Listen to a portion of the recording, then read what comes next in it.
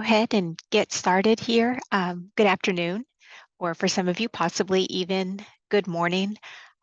This is cyber.org's lesson deep dive for one of our most popular courses, Cybersecurity Basics. And today we're going to focus on K-5 lessons. Yes, we do have content for kindergarten all the way up through 12th grade, but we have some really great stuff for our younger students especially. So I am so happy that you're able to join us for this PD.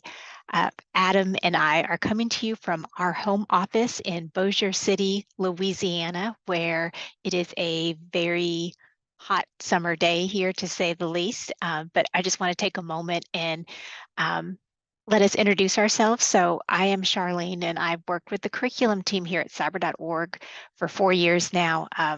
Before that, I have over 20 years of experience as a former teacher and an instructional coach, and I truly love that I'm still able to provide support to teachers through the work that we do here at cyber.org. I am joined here today by one of my teammates and my next door cubicle neighbor, Adam, and I'll give Adam a moment to introduce himself.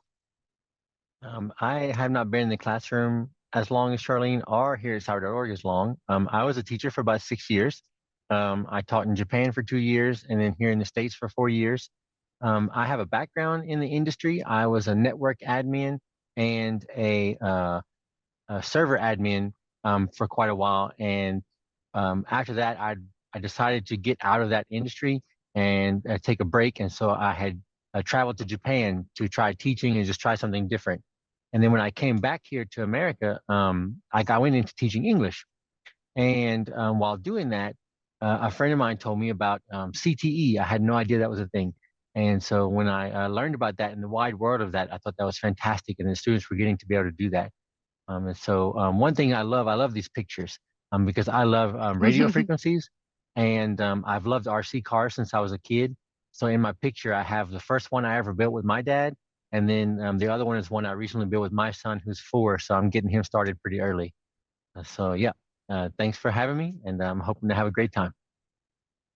Thanks, Adam. And yeah, our team has a really diverse set of skills, talents, and backgrounds, but primarily we were all former classroom educators. So all of that you can see comes through in our writing and our professional development. And I love this picture that we have here also of Adam because it took a little while before we could get a picture, and I think this is a great one. We had a really fun day where they let us bring in a prop, and I love the Care Bears. I love them in the 80s, and so I had one here, and I thought that would be a great prop for my picture. I've put our emails into the chat.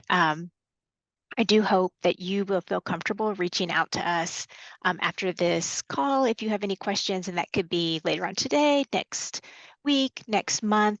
We would love to hear from you. Adam primarily works with some of the high school content and our range, but Adam would still love to hear from you if you have any questions. That's another great thing about having a smaller team. We will be the ones who have written the curriculum, and we'll be the ones who would be so happy to hear from you. So just an overview, today we're going to introduce you to K-5 lessons in Cybersecurity Basics, and then we're also going to make sure that you can see how to access the curricula. But before we go there, just a little bit more about cyber.org. I know I see some familiar faces here, so you've been in our sessions this week, and I'm so glad that you're back with us today. But if you're not familiar with cyber.org, you've met Adam and I, you know a little bit about our team. we're in Bossier City, Louisiana, but what about cyber.org? So at cyber.org, our vision is to build a future where the nation's cybersecurity needs are met by a knowledgeable, a skilled, and a passionate workforce. And we believe that classroom teachers are essential to that process. Like I mentioned before, the majority of our team is made up of classroom teachers. So we truly know and we understand the impact that a classroom teacher can have.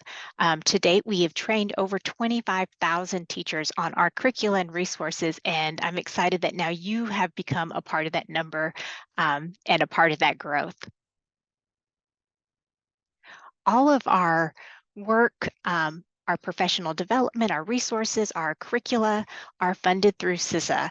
And CISA is the Cybersecurity and Infrastructure Security Agency.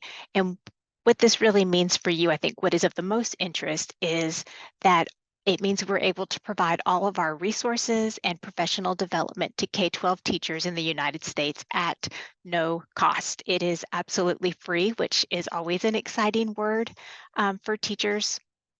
We love having free content, but we also love having great free content, and that's what we have here for you. So before we go any further, we'd love to know about you. If you would please just take a moment and drop the grades and subjects that you teach into the chat.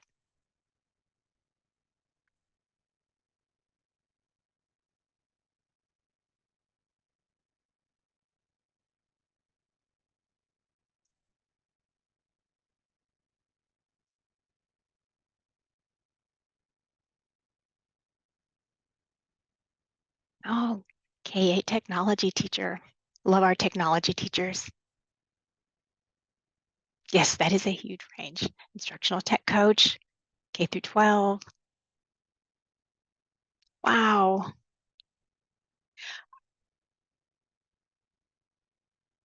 Yeah.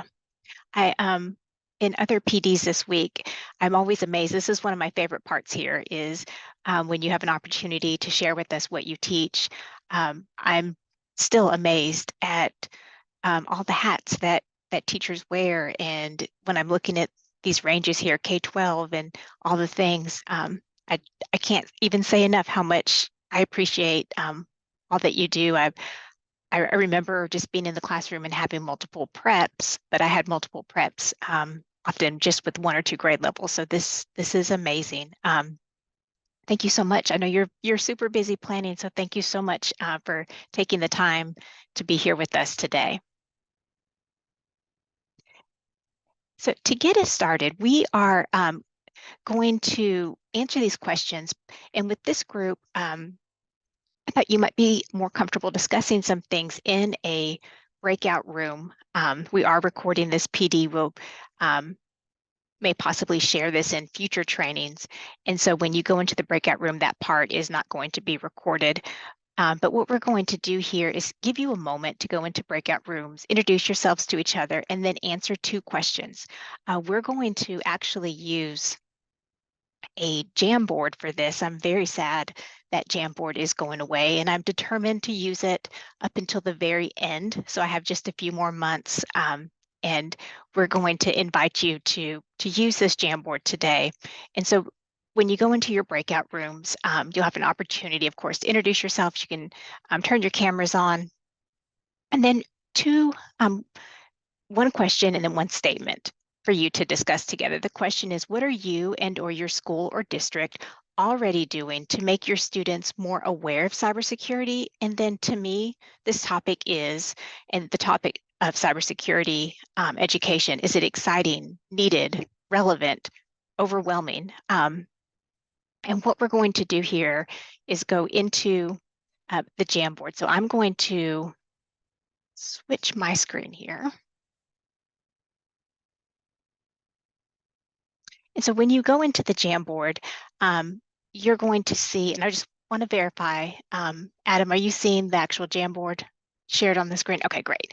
So you're going to see here where it says part 1, and up at the top, you'll notice that there are 12 slides in here. We're going to use this same Jamboard 2 other times throughout this session. But if you wanted to go to other slides, an easy way to do that is you could click on this little arrow here to expand the frame, and that will let you just kind of scroll across. So And then to make this collapse, you'll just click right there and you're back on part one.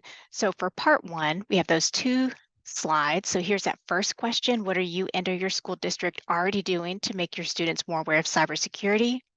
And then to me, this topic is, and I just have some suggestions there, but if you haven't used Jamboard before, just really quickly, you can click right here to get a sticky note and type your answer. I'm just going to type hello, click save, and then click off of that, and you'll be able to move your sticky note around. So it's not going to have your name connected with it or anything, but just as you are discussing, you can put your thoughts there. So again, just to go back through the instructions for this part, we're going to put you into breakout rooms.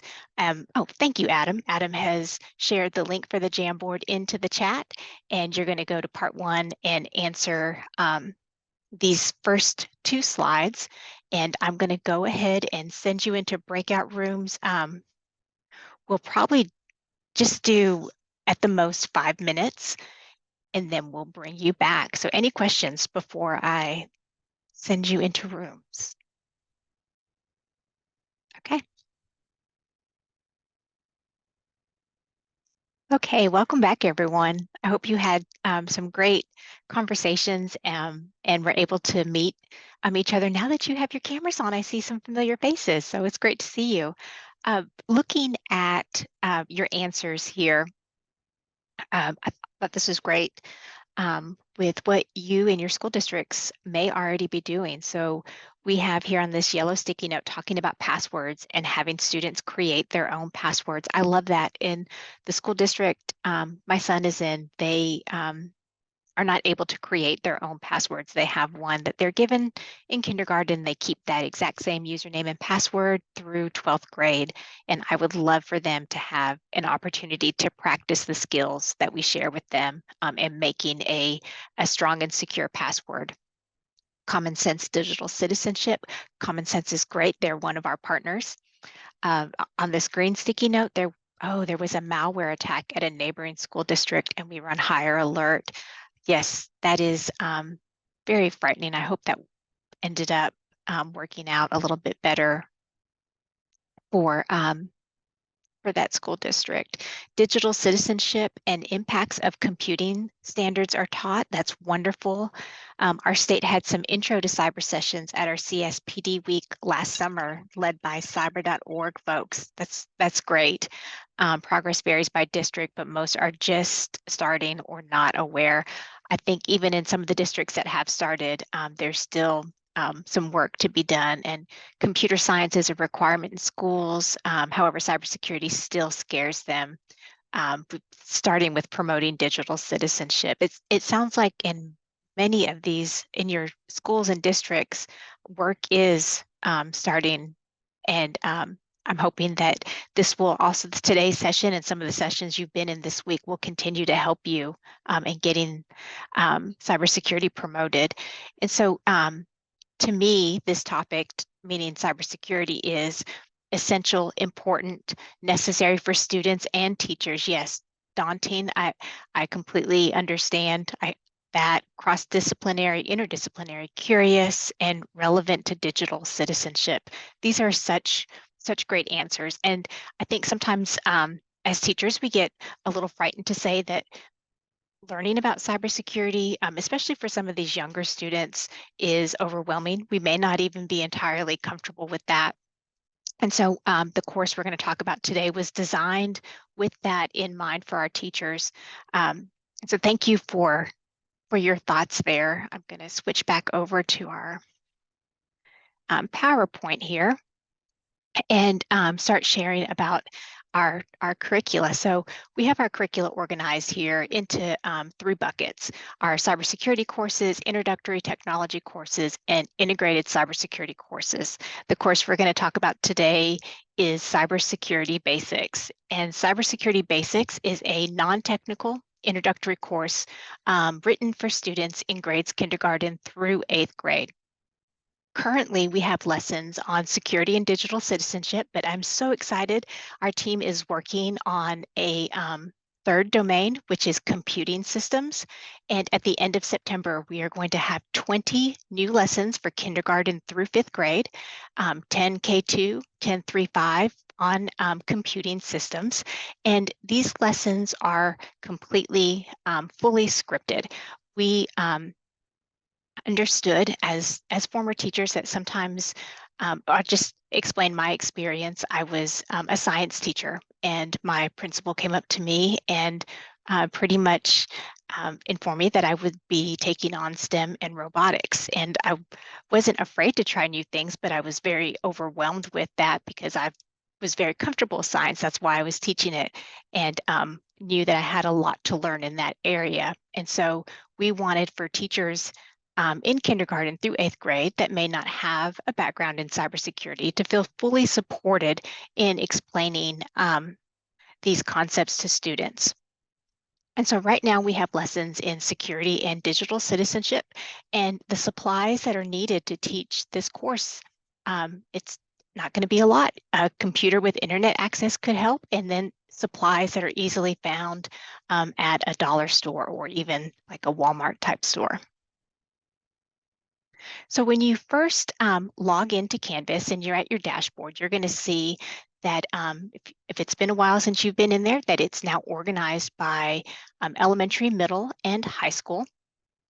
And so you can either click on elementary or middle school to get access to Cybersecurity Basics, but let's just click on elementary. And then you'll see Cybersecurity Basics right there, along with some other courses, some other fantastic courses we have for elementary. But you'll click on Cybersecurity Basics, and then there at the top, we have our lessons available in digital citizenship. So you'll see here that we have them organized in bundles by topic. And so in digital citizenship, we have some examples of our lessons from cyberbullying, motivations of people online, personally identifiable information, digital footprints, user agreements, and then there are some other lessons for 6th through 8th grade that cover our digital citizenship standards. We're going to look at some lessons today on user agreements. So if I were to click on user agreements, then it would open up 3 new bundles, and these are organized by grade band. So we have lesson for K2, 3-5, and 6-8. And you'll see here that in each of those areas, we have a lesson guide, slides, and then for 3-5, and 6-8, it also includes handouts. And yes, you're seeing this correctly. Our lessons have been translated into Spanish. So those are available for your Spanish-speaking students. The slides are in Spanish, the lesson guide, and then the handouts are also available in Spanish. So our lessons are written to support our cybersecurity learning standards. Like I said, we're going to start with usage and user agreements, and these are the K2 and the 3-5 standards that would support that lesson. In K2, we're looking at how to describe how acceptable use policies are designed to protect the user, and in 3-5, explain various agreements and then illustrate their purpose.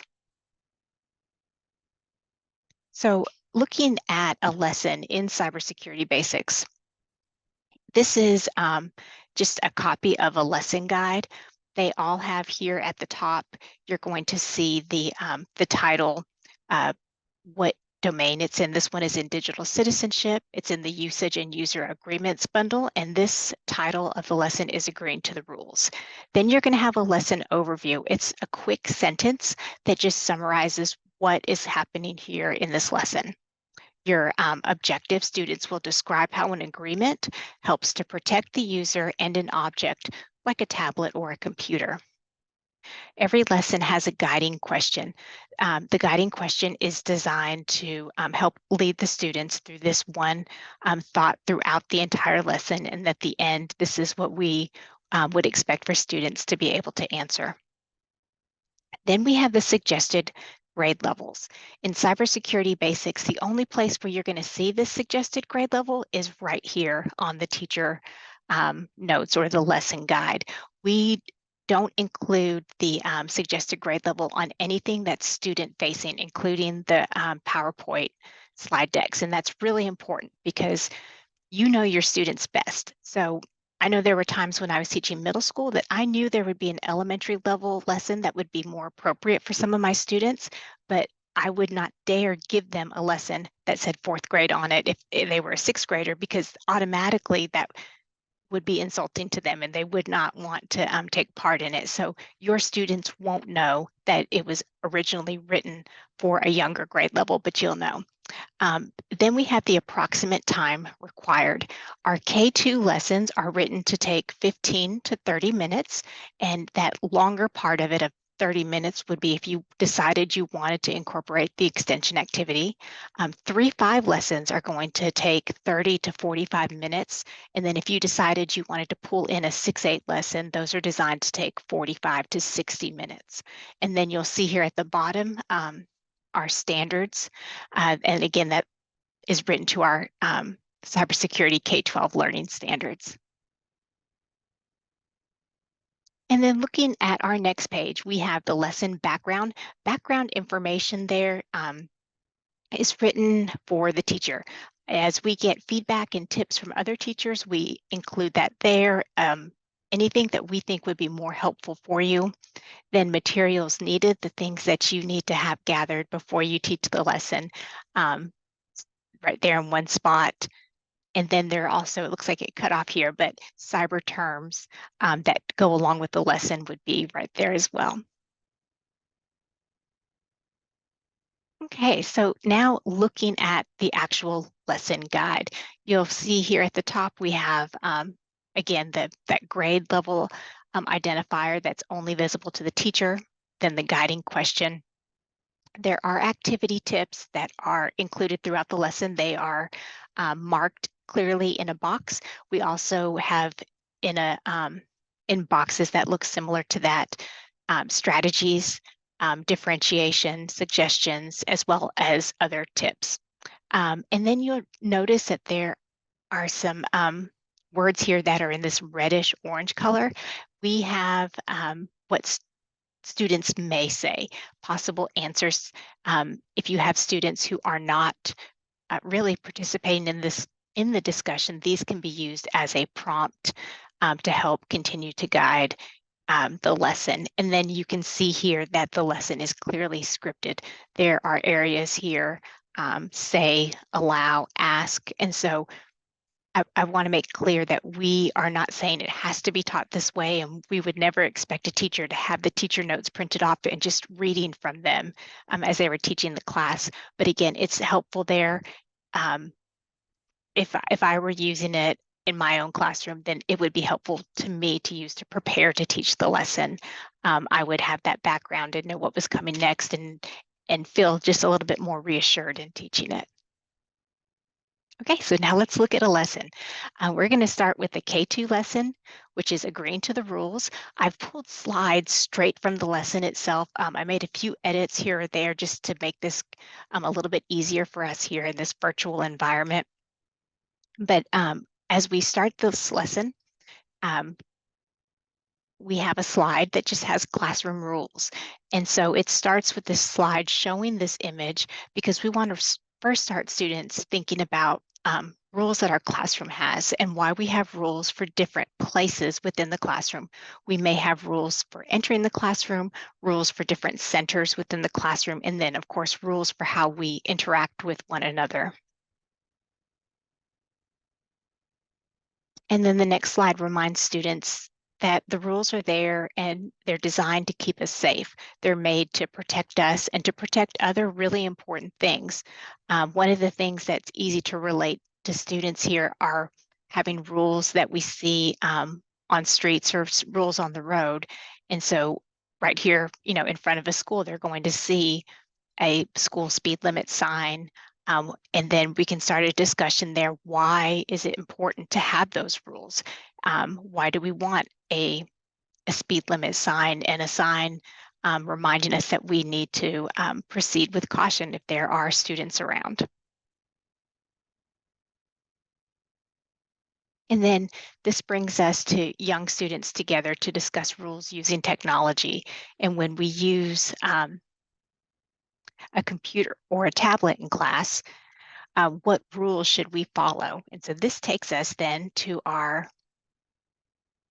next breakout room, where there is just one spot there to answer that same question. So let me go back here.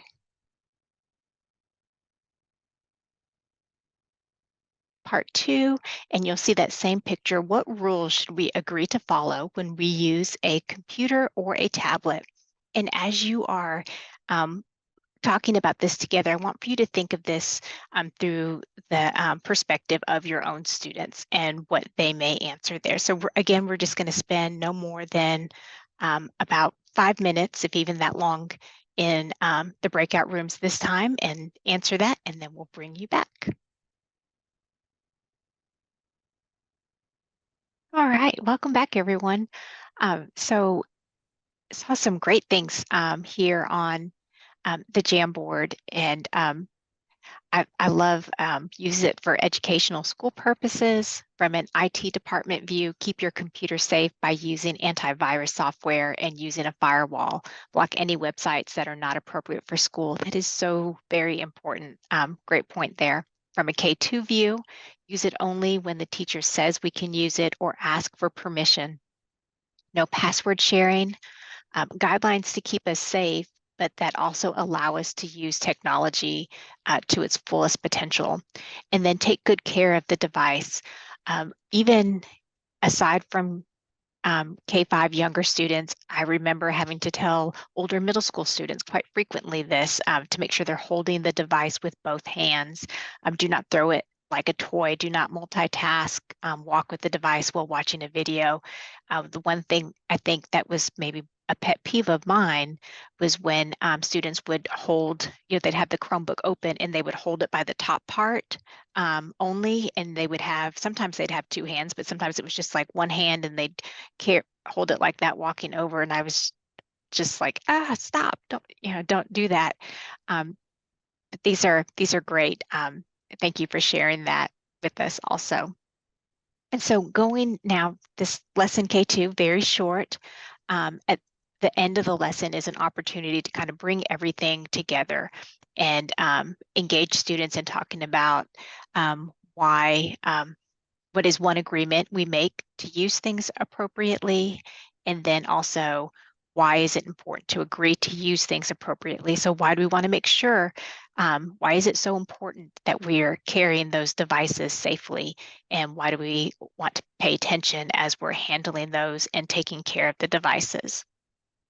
And so moving then from K2 to the next set of lessons in 3.5, it's going to build on that concept a little bit more with this lesson on agreements you make. What we have here now to start the lesson, it includes a slide that has a focus question and the learning objectives. If you choose to share that with your students, the objectives for this lesson, students are going to identify risks and benefits of apps, recognize different times when you agree to terms and conditions when using a device or a website, and then explain the purpose of a terms of service agreement. And this lesson starts with a fun launch activity.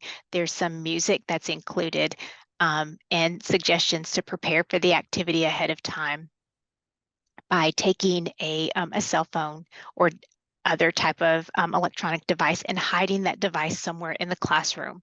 And then play the music and just tell students you have a technology device hidden. Can they find it within a certain amount of time?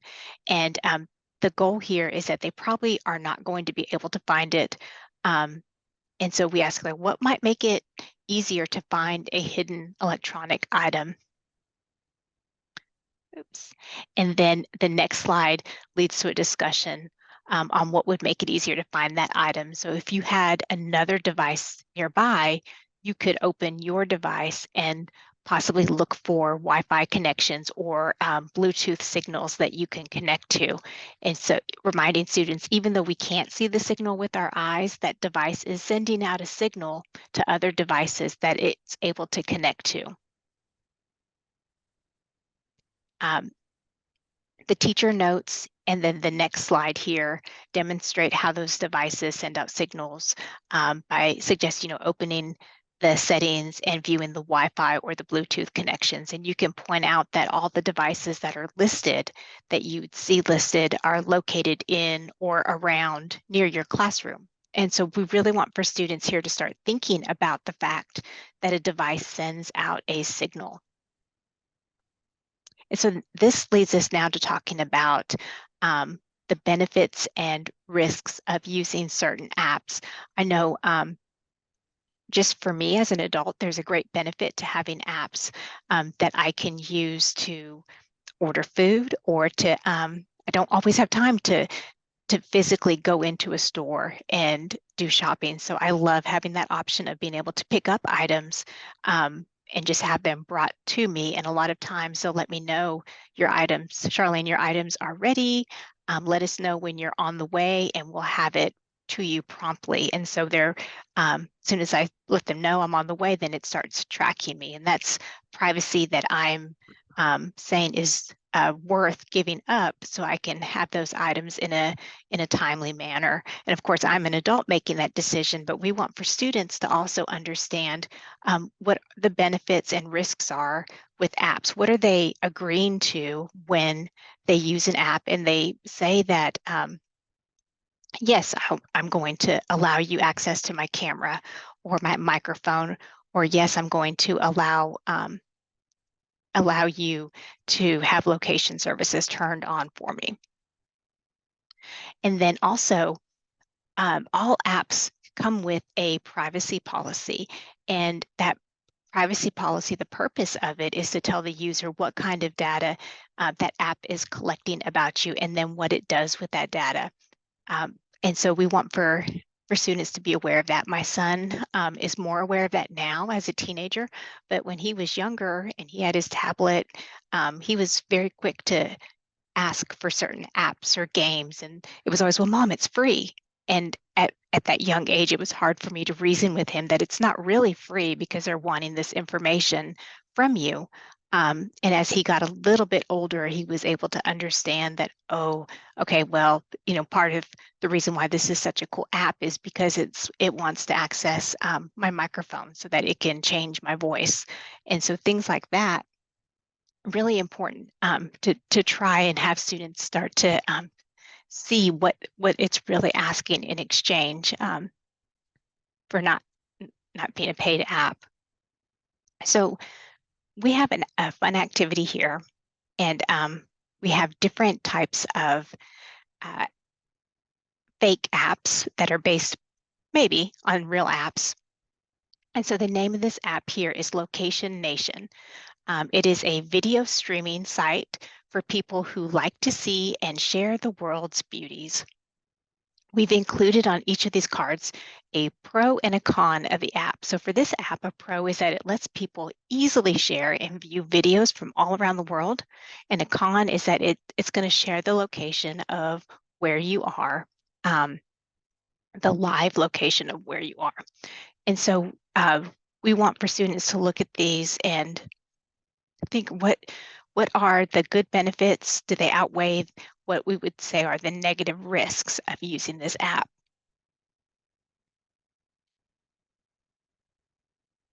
Excuse me. And so this right here is a handout that's included in the 3-5 lesson where you would cut out these cards. So you have 6 different cards to share with students and let them look at it together and discuss the pros and cons and then decide if they would download that app and why. So we're going to send you back into breakout rooms for part 3, and you have an opportunity to read the app description, discuss the pros and cons with your group, and then decide whether you would download that app and why. And I've mixed up the breakout rooms a little bit, so you may be with different people than you were before, and I'm going to go ahead and send you there for just maybe a little bit longer because there are a few more cards there than there were before. Let's see here. I think, yes, there are 5 there. So you can start on any of those that you want and go through those together. And what you're going to do is put that sticky note there. Would you download that app, and why or why not? And thank you, Adam. Put that link back into the chat, and I'll see you back here in just a few minutes.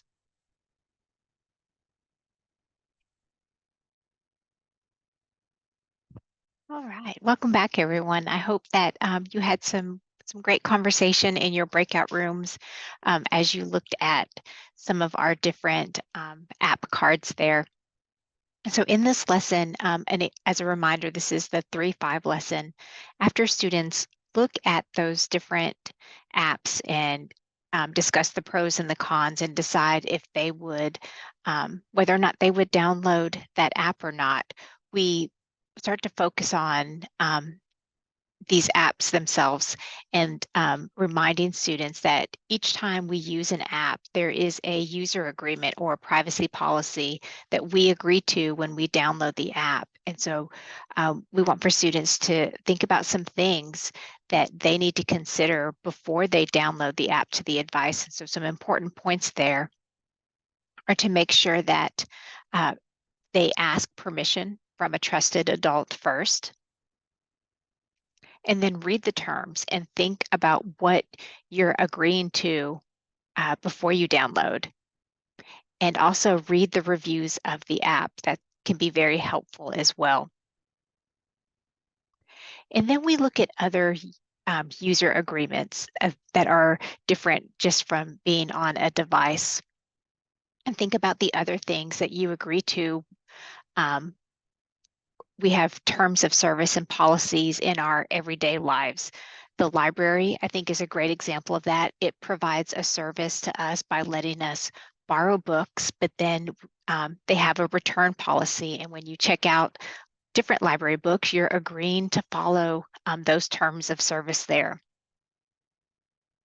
And other policies that students may be familiar with in their everyday life, student handbooks.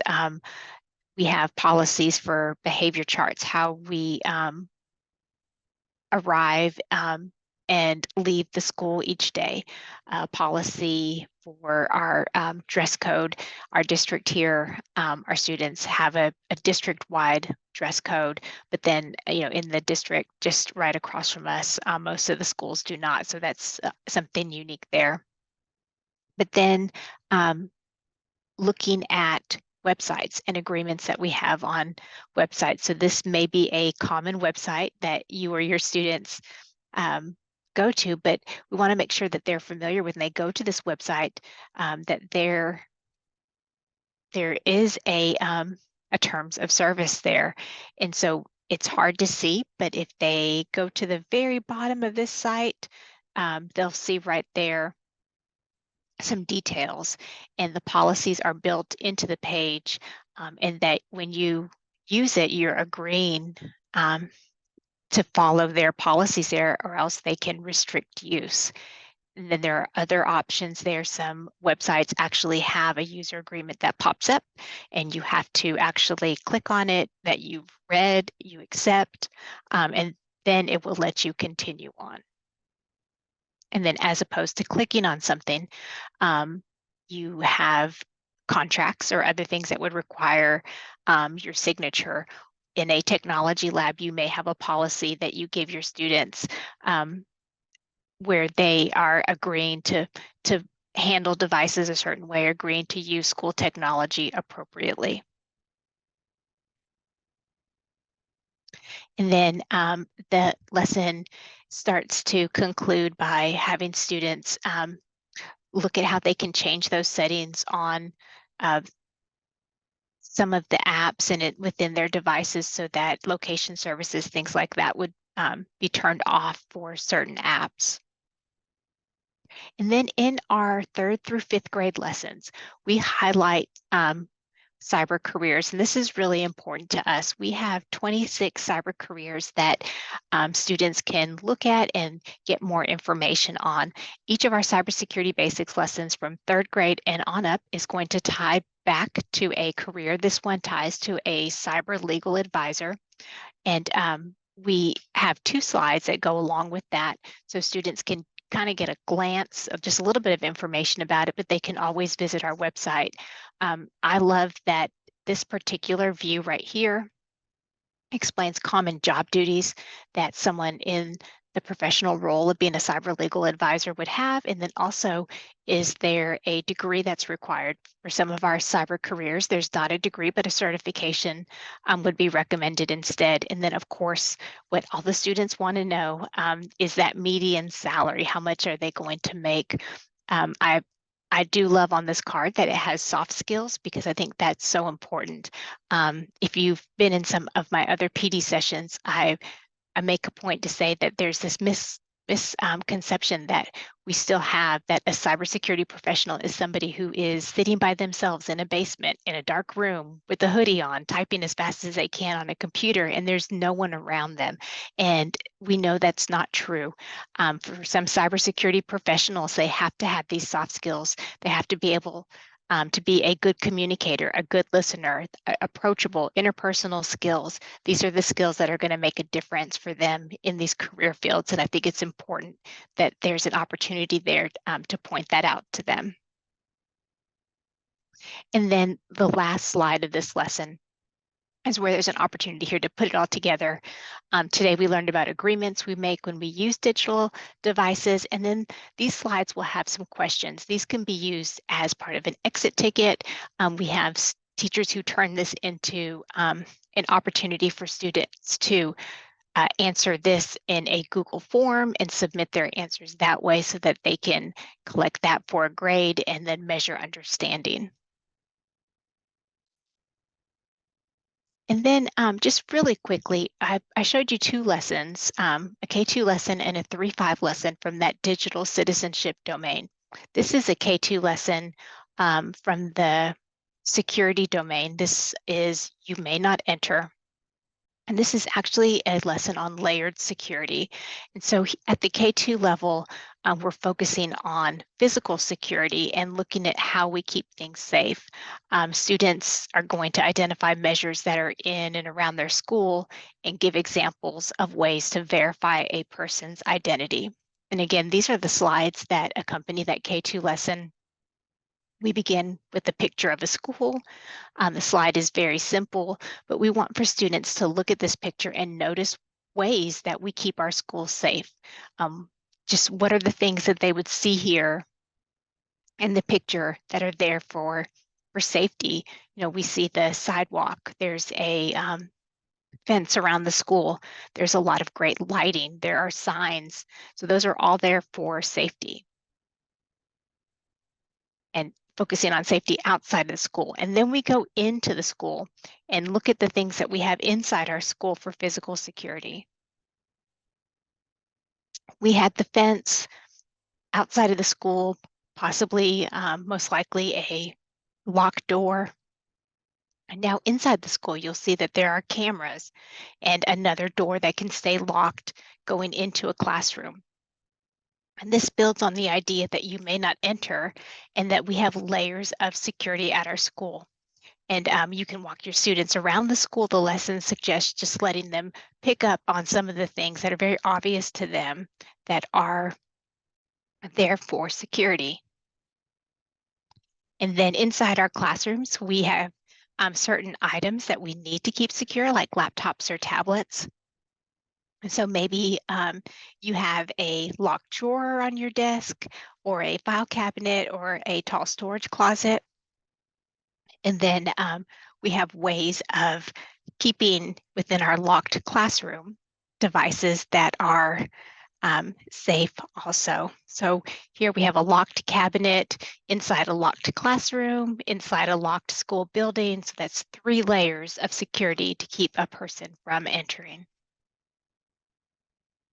And then also important is visitors to the school. There are procedures within a school that the visitors have to follow. And so a school official is going to trust that the person is there to pick up their student, but they also have to verify. And so for K2 students, there's a matching activity on trusting but verifying, and students work together. They're going to match pictures of a person with a picture of what they use at work that tells us who they are. And so this is an example of the pictures that are included within the lesson as a handout. And we trust people, but we need to verify that they really are who they say they are. So this is K2, but at that second grade level, you could look at which of these are more secure than another. I know that a license is going to give a person's name and address and even more information. And in order to get a license, as adults, we know that you have to go to the DMV and you have to fill out paperwork. And there's this whole long process. But it's not just a piece of paper. It's something that's more secure. And you can compare that to the backstage pass, which of course would not be as secure. And so the extension for this activity, if I'm remembering correctly, is lost and found. We trust that you've lost something, but we have to verify by having you describe what that item looks like before we can make sure to return that to you. So that's, again, that lesson is a quick 15-minute lesson on layered security. And so as we're wrapping up today, curriculum access, I want to make sure that everyone is able to access content here. In the email I sent you, I encourage you to sign up for access. And if you did that and you haven't received access yet, it's perfectly fine. We have, it's coming, I promise. We have a small team that is going through and verifying that we are staying within our grant guidelines, and they're going through in person and reviewing those applications. I always encourage teachers to sign up using their school email address because it makes it so much easier to verify. But if you are new to our content, our LMS, our learning management system, is Canvas, and it's probably very different than how you may have used Canvas. It is a file repository for us. In our Canvas, teachers are actually the students, and students are not able to access it at all. And that's for a few reasons. We don't want their PII. And also we have answer keys in there, and we don't want for students to have access to that, but you'll be able to log in when you receive your credentials that will be sent to you by email. And we do encourage you, after you get logged in the first time, to go and change your password. But once you're logged in, you can download materials as needed, and you're going to receive access to everything. And I think that's where it's really helpful that it's separated into elementary, middle, and high school. And then, of course, as important, that we're not going to charge you for it. I get asked that a lot. Is this like a 3-month temporary trial, and then you're going to start charging? No, we're not going to charge, and we're not going to take it away. So we're finishing up a little early today. Thank you so much for joining us. Everything can be accessed on our website, cyber.org. And I am going to stop the recording here.